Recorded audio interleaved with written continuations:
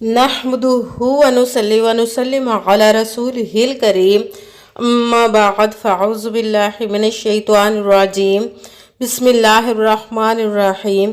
मेरे मुअज़्ज़ज़ सामाईन इकराम, अस्सलामु अलैकुम व रहमतुल्लाहि व बरकातुहू।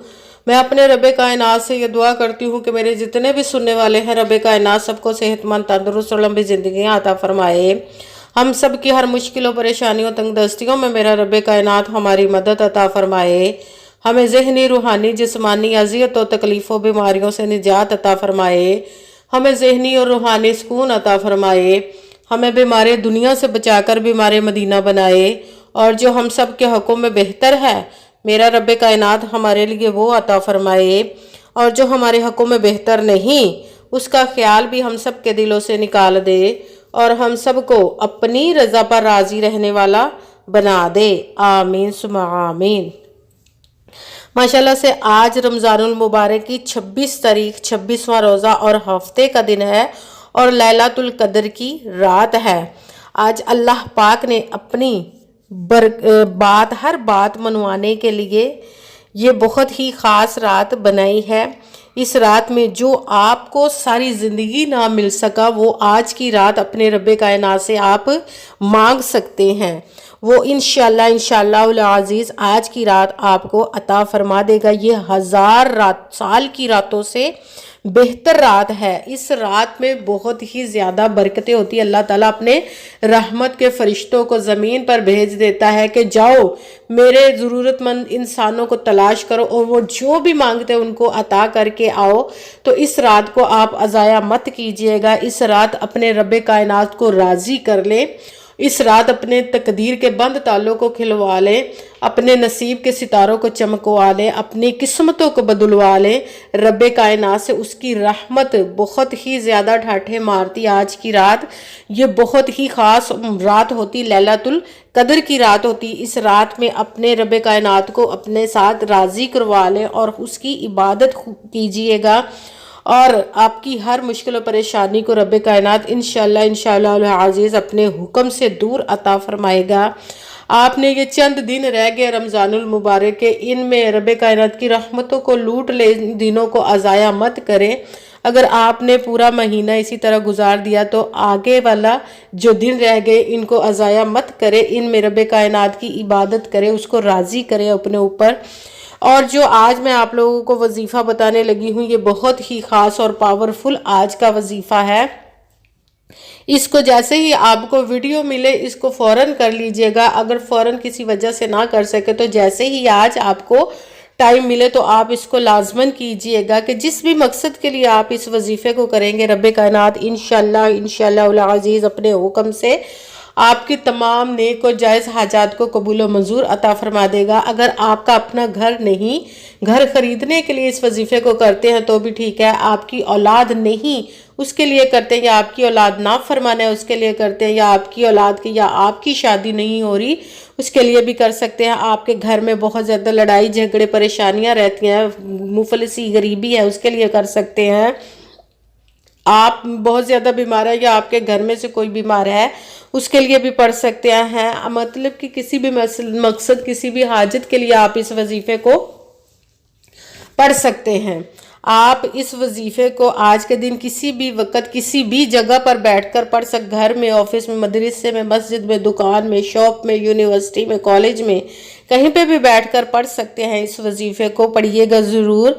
और अगर वीडियो अच्छी लगे तो इसको लाइक ज़रूर कीजिएगा और आगे भी शेयर कर दीजिएगा ताकि किसी दूसरे को हमारी वजह से फ़ायदा पहुंचे, तो हमारे लिए सदका जारिया बन जाए। और अगर जो नए हैं चैनल पर, चैनल को सब्सक्राइब कर ले, बेल आइकन को भी दबा लें ताकि मेरी अगली आने वाली वीडियो आप तक पहुंच सके। और वजीफ़ा करने से पहले रब कायनात की ज़ाते पाक पर आपने यकीन कामिल रखना है। कहते हैं कि यकीन कामिल होता है, पीर कामिल नहीं होता। और अच्छी नीयत रख के कीजिएगा कि रब कायनात कुरान पाक में इरशाद फरमाता है, इन्नमल अमालु बिन्नियात, कि जो अमलों का दारोमदार होता है वो नीयतों पर होता है। अगर हमारी नीयत अच्छी है तो हमारा अमल भी अच्छा होता है, और अगर हमारी नीयत ही अच्छी नहीं تو ہمارا عمل بھی اچھا نہیں ہوتا، اس کا اجر، اس کا پھل ہمیں اچھا نہیں ملتا۔ اس لیے اچھی نیت رکھ کے، پختہ یقین رکھ کے کیجئے گا کہ اس کی دست قدرت سے کوئی چیز باہر نہیں، اس کے کن کہنے کی دیر ہے اور فیکون ہو جاتا ہے۔ تو اس کے کن کا انتظار کیا کرے، صرف آپ نے محنت کرنی، باقی سب اسی ذات پاک پر چھوڑ دیا کرے۔ اپنے ذہن میں، اپنے دل میں ذرا سا بھی شیطانی وسوسہ مت ڈالنے دیا کرے کہ یہ کیسے ہوگا، کس طرح ہوگا، کون کرے گا۔ وہ اوپر رب کائنات کی ذات پاک بیٹھی ہے، اس کے کن کی دیر ہوتی ہے۔ تو بڑے سے بڑا مسئلہ بھی ایسے حل ہوتا ہے کہ ہمیں سمجھ بھی نہیں آتی کہ یہ کس طرح ہو گیا، کیسے ہو گیا۔ جب رب کائنات اپنے غیبی خزانوں سے انسان کی مدد کرتا ہے تو اسی طرح کرتا ہے کہ انسان کو سمجھ نہیں آتی، اس کی عقل وہاں تک پہنچ ہی نہیں سکتی۔ اگر کوئی مجھ سے کسی مسئلے کے بارے میں استخارہ کروانا چاہتے ہوں، یا کسی کام کا حساب لگوانا چاہتے ہوں، یا کسی کام کے لیے وظیفے کا پوچھنا چاہتے ہوں، یا کہ قرآن پاک آن لائن پڑھنا چاہتے ہو، یا محفل پاک کے لیے بلوانا چاہتے ہو، تو واٹس ایپ کا نمبر ویڈیو پر چل رہا ہے، آپ لوگ مجھ سے رابطہ کر سکتے ہیں۔ اگر میرے بھائی یا بزرگ مجھ سے رابطہ کرنا چاہتے ہو تو واٹس ایپ پر وائس میسج کر کے اپنا مسئلہ بتا سکتے ہیں۔ اگر بہنیں یا مائیں مجھ سے رابطہ کرنا چاہتی ہیں تو واٹس ایپ پر وائس کال کر کے مجھ سے بات کر سکتی ہیں، اپنا مسئلہ بتا سکتی ہیں۔ آپ نے وظیفہ کرنے سے پہلے کمنٹس میں اپنا نام اور جہاں آپ رہتے ہیں اس جگہ کا نام ضرور لکھنا ہے، تاکہ میں بھی آپ لوگوں کے لیے دعا کر سکوں، اور پھر وظیفے کی بھی آپ لوگوں کو اجازت مل جائے گی۔ آپ نے پوری ویڈیو کو دھیان کے ساتھ سن کے سمجھ کے پھر وظیفے کو کرنا ہے۔ ایسا نہ ہو کہ آپ ویڈیو کو سکپ کر کے چھوڑ کے سنیں اور پھر کوئی بات رہ جائے اور آپ وظیفہ کرنے لگے اور پھر وظیفہ ٹھیک نہ ہو۔ آپ نے کسی وظیفے میں نہ تو کسی لفظ کو کم کرنا ہے، نہ ہی بڑھا کر پڑھنا ہے۔ اگر ہم اپنی طرف سے کم یا زیادہ کر دیتے ہیں تو بھی وہ ہمارا وظیفہ ٹھیک نہیں ہوتا۔ اسی لیے آپ نے جس ترتیب اور جس تعداد کے ساتھ میں آپ لوگوں کو وظیفہ بتاؤں گی، اسی ترتیب اور اسی تعداد کے ساتھ آپ نے اس وظیفے کو پڑھنا ہے۔ آپ وظیفے کو کہیں پہ بھی بیٹھ کر پڑھ سکتے ہیں، آج کے دن کسی بھی وقت کسی نماز کے ساتھ پڑھنا چاہیں تو بھی پڑھ سکتے ہیں، نماز کے علاوہ پڑھنا چاہیں تو بھی آپ اس وظیفے کو پڑھ سکتے ہیں۔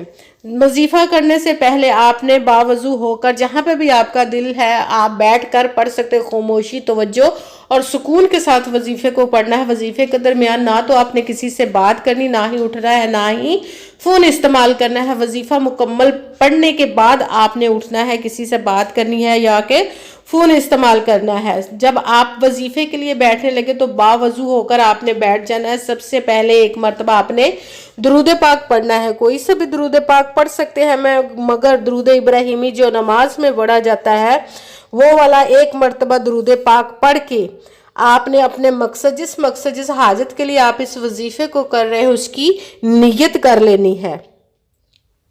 جب وظیفے کی نیت کر لی تو پھر آپ نے سب سے پہلے نمبر پر جو وظیفہ پڑھنا ہے وہ ہے یا حیو یا قیوم۔ جو آپ کو ساری زندگی نہ مل سکا، آج اس وظیفے کو پڑھتے ہی انشاءاللہ العزیز رب کائنات اپنے حکم سے آپ کو عطا فرمائے گا انشاءاللہ۔ سب سے پہلے نمبر پر جو وظیفہ پڑھنا ہے وہ رب کائنات کے 2 اسموں کو ملا کر پڑھنا ہے، یہ اسم اعظم کہا جاتا ہے ان اسموں کو۔ یہ بہت ہی پاورفل اسم مبارک ہیں، یا حیو یا قیوم، یا حیو یا قیوم، یا حیو یا قیوم۔ اس کو آپ نے 11 مرتبہ 11 ٹائم پڑھنا ہے۔ اس کے ساتھ ہی آپ نے جو وظیفہ پڑھنا ہے وہ ہے دعائیہ کلمات ہیں، ان کو پڑھنا ہے سبحان اللہ و بحمدہ سبحان اللہ العظیم، سبحان اللہ و بحمدہ سبحان اللہ العظیم۔ یہ آپ کو ویڈیو پر شروع سے نظر آ رہا ہوگا، یہ وہی کلمات ہیں، یہی آپ نے اب دوسرے نمبر پر جو وظیفہ پڑھنا ہے اسی کو پڑھنا ہے، سبحان اللہ و بحمدہ سبحان اللہ العظیم۔ اس کو آپ نے 10 مرتبہ 10 ٹائم پڑھنا ہے، نہ ایک کم نہ ایک زیادہ۔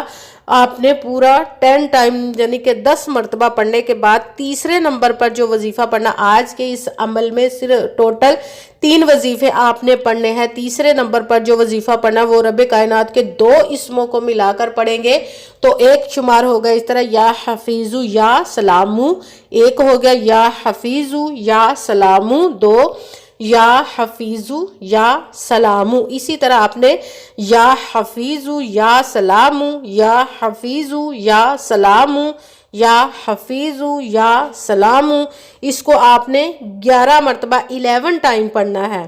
سب سے پہلے آپ نے 1 مرتبہ درود پاک پڑھا، اس کے ساتھ ہی یا حیو یا قیومو، اس کو آپ نے 11 مرتبہ 11 ٹائم پڑھنا ہے۔ پھر دوسرے نمبر والا وظیفہ سبحان اللہ وبحمدہ سبحان اللہ العظیم، اس کو آپ نے 10 مرتبہ 10 ٹائم پڑھا۔ پھر تیسرے نمبر والا وظیفہ یا حفیظو یا سلامو، اس کو آپ نے 11 مرتبہ 11 ٹائم پڑھنا ہے۔ اس کے ساتھ ہی 1 مرتبہ وہی درود پاک پڑھنا ہے جو درود پاک آپ نے وظیفہ شروع کرنے سے پہلے پڑھا تھا۔ جب 1 مرتبہ وہ درود پاک پڑھ لیا، اب آپ کا وظیفہ مکمل ہو گیا۔ اب آپ نے دونوں ہاتھوں کو رب کائنات کی بارگاہ اقدس میں بلند کر لینا ہے اور سب سے پہلے اپنے گناہوں کی بخشش کی خوب دعا کرنی ہے، اور جب بخشش کی دعا مانگ لے تو پھر آپ نے جس مقصد جس حاجت کے لیے اس وظیفے کو کیا اس کی دعا کیجئے گا، اور دعاؤں میں مجھے بھی یاد رکھیے گا، میرے لیے بھی دعا کیجئے گا۔ جزاک اللہ خیرہ۔ جس مقصد جس حاجت کے لیے آپ نے اس وظیفے کو کیا، رب کائنات اپنے پیارے محبوب کے صدقے، اپنے اس پیارے پیارے ماہ مبارک کے صدقے، اس آخری عشرے کے صدقے، اس طاق رات لیلۃ القدر کے صدقے سے آپ کی تمام نیک و جائز حاجات کو رب کائنات قبول و منظور عطا فرمائے، آمین ثم آمین۔ السلام علیکم ورحمۃ اللہ وبرکاتہ۔